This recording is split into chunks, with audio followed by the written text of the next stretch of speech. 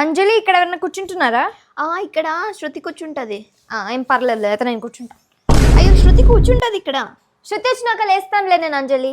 ఓ సరే లేగో, నా ప్లేస్ ఇది.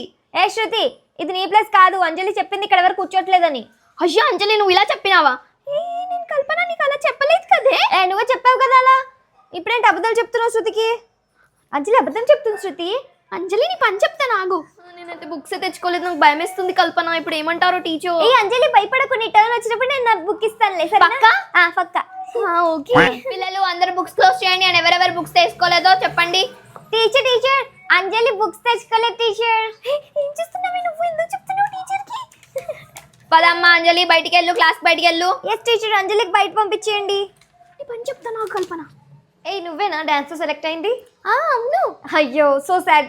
ఎందుకు? ఎందుకంటే నువ్వు ఎగ్జామ్స్ లో చదవలేకపోతావు, మళ్ళీ నీకు టైమే దొరకదు, నువ్వు ఫెయిల్ అయిపోతావు ఎగ్జామ్స్ లో. అయ్యో అవునా? అవును.